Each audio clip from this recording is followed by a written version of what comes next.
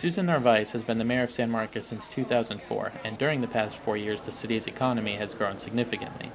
More than 6,800 new jobs have been created. However, retired pilot and mayoral candidate Dave Newman worries that too much tax revenue is being used to lobby for new businesses on the outskirts of town, while too little effort has gone into downtown San Marcos.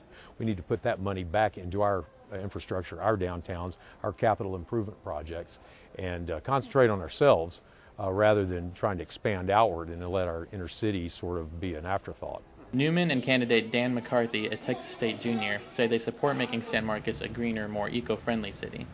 Mayor Narvaez says that if citizens make it clear they want these and other green initiatives, she will accommodate them. If we're going to implement a better green policy and energy alternatives, we need to know what our citizens are willing to change in their daily lives and start it there. All three candidates agree that something needs to be done to give graduating students incentive to stay in San Marcos. Newman and Mayor Narvaez agree that people will stay where there is opportunity. They support enticing more businesses to set up shop in San Marcos, which will create jobs. I am for professional job growth and job opportunities, career opportunities. One point that all the candidates agree on is the implementation of a new citywide bus system. For Bobcat Update, I'm Doug Seliger.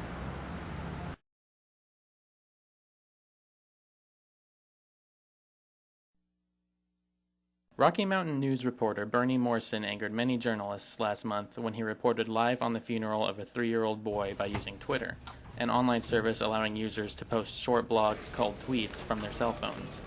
Like cell phone cameras, Twitter wasn't invented for reporting the news, but news agencies are using it more and more to report breaking stories.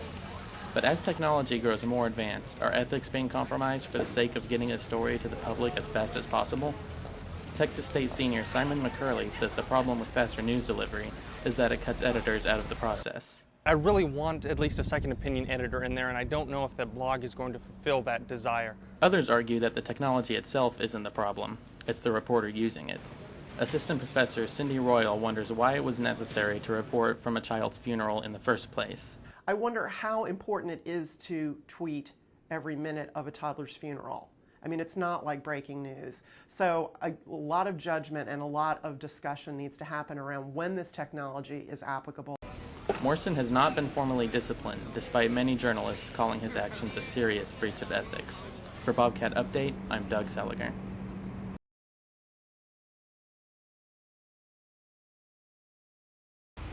Gas prices have dropped under $3 a gallon in the area.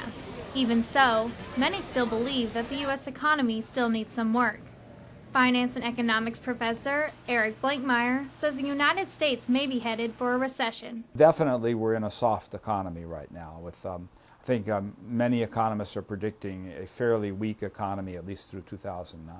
Over the past year, as fuel prices soared, so did the cost of goods. Now the trend is downward for gas prices, which could affect the commodities market.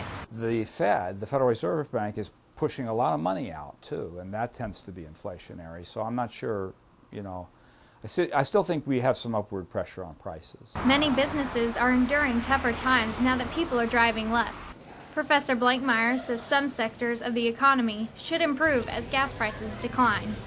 From the U.S. industries needing a bailout plan to fluctuating gas prices, only time will tell if a recession is in our future. For Bobcat Update, I'm Katie Ford.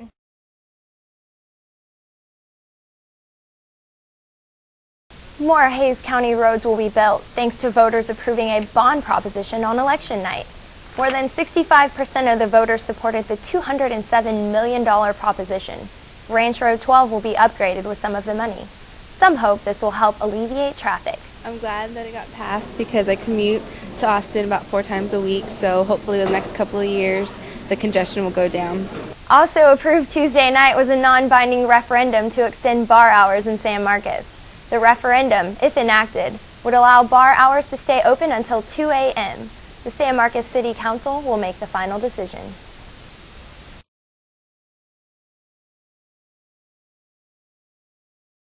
The construction between Sterry, Lantana, Falls, and Butler Hall is finally done. The Concha Street Green Space, which opened a couple of weeks ago, is a new addition at Texas State University. Students have been using the green space to gain easier access to dorms and classes, as well as studying, playing games, and just relaxing. The green space is a smoke-free zone, which will help keep it free of litter and a desirable place to unwind.